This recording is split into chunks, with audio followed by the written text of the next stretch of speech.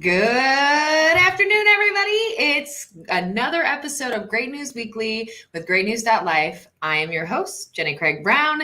And if you've never been here before, you have been missing out. We are the exclusively positive news group right here in the region. And every Wednesday at noon, we bring you the good news. So come on in, grab your lunch or a beer if that's where you're at today, and come hang out with me while we talk good news. So if you've got some good news, I would love to hear all about it. So comment below and tell me your good news. It can be anything. I just want to hear what's good in your life while I tell you some awesome stuff as well. So first up today, I want to pose a very serious question to our audience. Does pineapple belong on pizza? Yep, that's what I want to know. To kick off our show today, we've got a really fun and pretty silly episode of Chris learning all of the ins and outs of Domino's infamous pizza with Jim Gronemann. And of course, he adds pineapple. Check it out.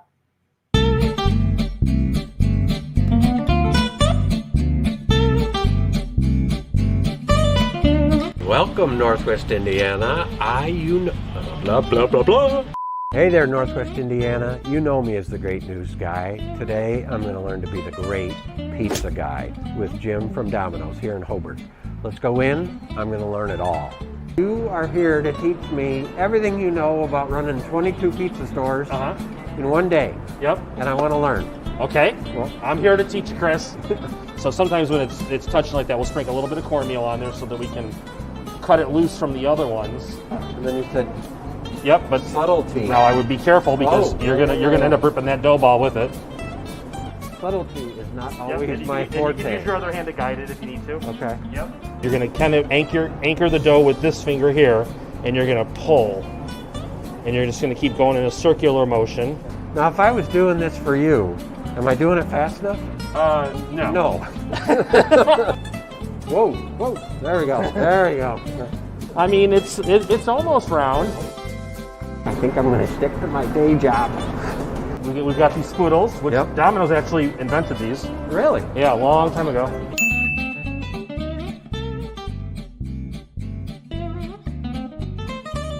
It's not bad. Is he making fun of me? I mean, that is a thing of beauty. So how long would that process have taken by you or your employees? Well, ideally you want to make a large pepperoni pizza in around 30 to 40 seconds.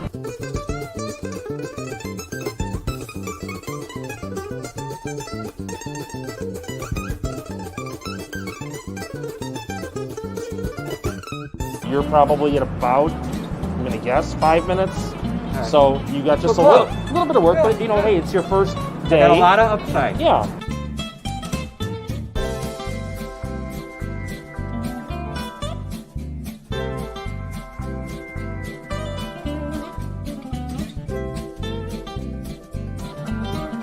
We don't have any cars available, Chris, so we can take the golf cart. I know it's a little cold, I'm up for this. Oh, yeah, this might not be a good idea. Well, we're already getting some good feedback on pineapple on pizza. Cody Hauber says yes. Colin Lenberg says that's a no from me, dog. I totally agree. Jenny Bolton actually said she agrees it does belong on pizza. And she mentions that Domino's is a huge supporter of 500 turkeys. So thank you, Domino's, for that as well. Great input. I think that was, yes, everyone's loving this video. Way to go, Carter. So this is Carter, a newer lifer to the team. It's his first show segment. I agree. It was fantastic. Dan Walter says there is no other way to have it. Stephanie Swearington said that is a hard no for pineapple. We've got a battle royale happening right now. So I personally am a big no on pineapple, but listen, I just want everyone to do whatever they think is best for their life. You know what? I'm not here to tell you what to eat. It's fine. All right. So next up, Lifer Kami actually got an on-the-scene demonstration of the 1,000-degree art style of glass blowing. Check out her trip down to Hot Shop Valparaiso to learn all about the process. Lifer Kami? Hey everybody, so right now I'm sitting outside the Hot Shop Valpo, a glass blowing art studio right here in Valpo. Now I had no idea this existed, but I was so excited when I found out. So today I'm going in and they're going to show me how they make their glass hearts. Now they normally make them around Valentine's Day, but they can do them just whenever, and it's really awesome. So let's go in and check it out.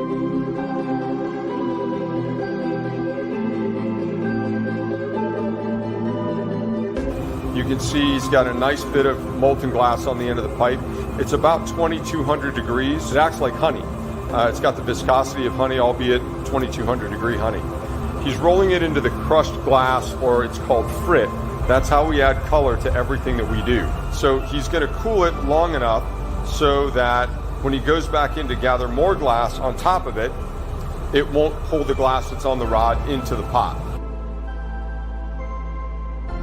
And what he's doing is he's shaping it basically into a diamond so that he has most of the clear glass focused in the center of the diamond, or the thickest part, because that's going to enable him to control the color so that he can swirl it up throughout the entire heart and not just in the middle.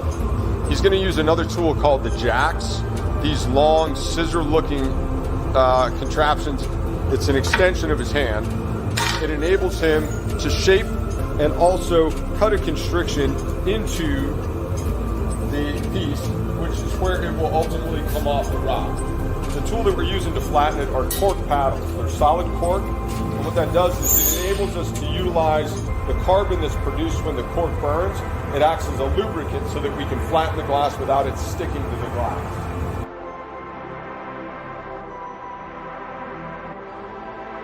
And then he uses gravity as a tool, and he hangs it down and stretches it.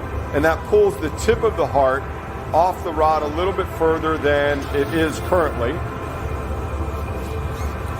Once it's cooled to the appropriate temperature, we'll hang it down a little bit, and then we'll apply direct flame to the tip.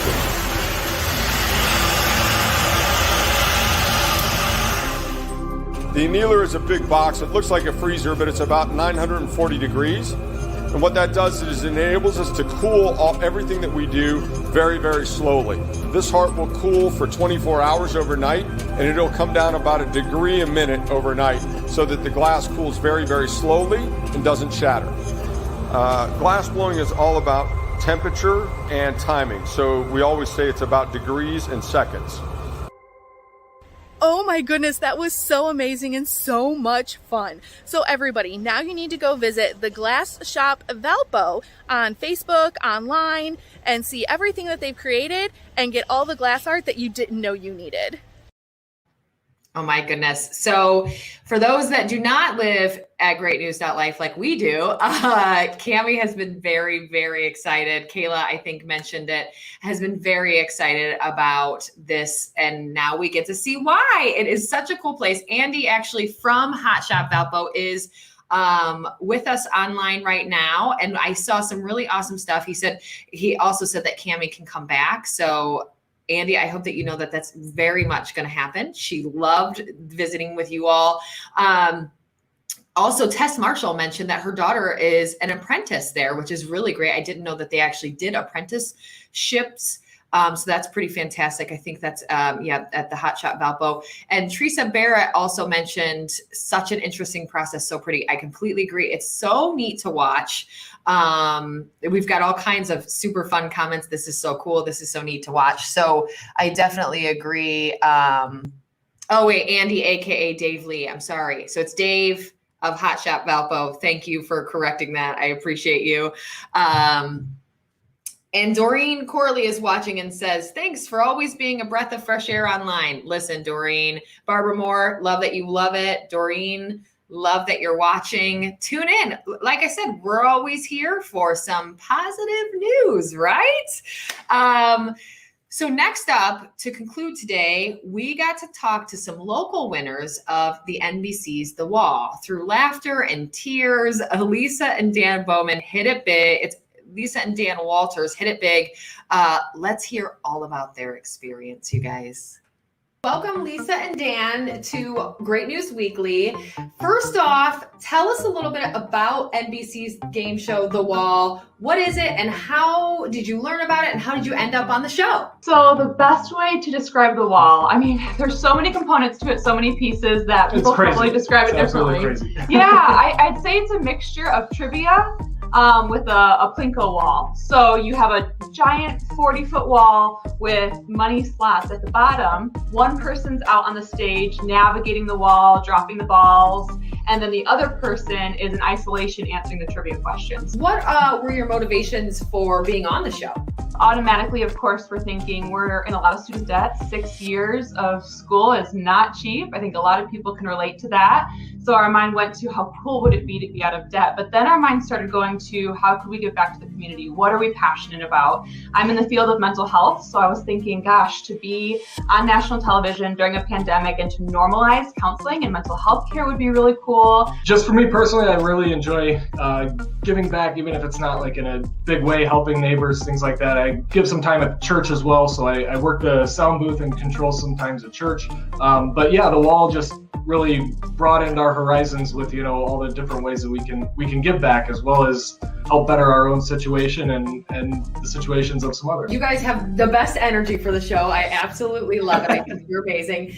So as you mentioned, the show really does and can change lives, giving away more than $11 million to date. What was your experience and what was your success? So what happens is the person who's answering trivia is completely in isolation. They have no idea what's happening while you're on stage on the wall. So these balls are dropping in big amounts of money. If they're green, it adds to your total. If they're red, it takes away from your total. And so at the end, Dan, who was in isolation, had to make a big decision. And I broke my own rules going into that. I was 100% going to sign the contract, and went from anxious, excited, just nervous to 100% calm and confident. So that's how I came up with my decision to sign or rip up the contract. I was completely baffled. Dan came out and they said, Dan, what was your decision? And I'm thinking, oh, he signed it. He wants to play it safe. And then when he said he tore up the contract, my jaw just fell. I mean, we probably cried for 3 days straight. It happened, and we're sitting much better off than we were before. And what would your advice be for someone else that's hoping to participate? Do it. Just do it. Yes. Do it. It's well worth it. It's an incredible experience. And it's brought really cool opportunities for us to bring some things back to the community that we're passionate about. And we would say, try it. You've got to give it a shot. Yep. Has your episode already aired, or will it be airing? It aired January 4th. So it's the first episode of season 4. Yep, season 4, episode 1. Yep. Yes. Okay. Well, we're going to all go watch. Thanks so much for filling us in, telling us all about NBC's The Wall, and kudos to you and congratulations again on all of your success. I am wishing you guys the best. Lisa and Dan Walters, you guys were so much fun. If you guys have not seen The Wall, the show, it's absolutely so fun. I actually watched their episode, and then I went back and had to watch a whole bunch of them because it's a really fun show. So if you've not seen it, check it out. And actually, we're making all kinds of connections here in the comments, y'all. It's so fun. Yes, Lisa's watching from Lisa Walters from the show. And then also, Andy Lee, which is actually Dave from Hot Shop, said he actually watched that episode and did not know that Lisa and Dan were actually from the area. So that's a really cool connection. And now I think in the comments, it sounds like Lisa and Dan are headed over to Hot Shop Valpo to hang out with them sometime soon. It's really fun. And Linda Claxton is now heading over to Hot Shop Valpo too. So we've got a lot of really fun stuff happening here in the comments. Teresa mentions, I love that game. Super scary when they drop those red balls, but at least you can't go negative. Yes. So this show, if you've not seen it, I think it's on, obviously it's on NBC, but I think you can catch the episodes after on Hulu if you don't have that. So it's a really great show. It's I agree. It's got you on the edge of your seat the entire time. It's absolutely just so fun. And we have it in the comments, but if you've not seen it yet, it's season 4, episode 1 is Lisa and Dan's episode. Like I said, it's probably going to happen with you guys, just like it happened with me. I watched one episode and got hooked. So Thank you, NBC and The Wall, the game show. You guys have been, it's so much more fun than I ever knew.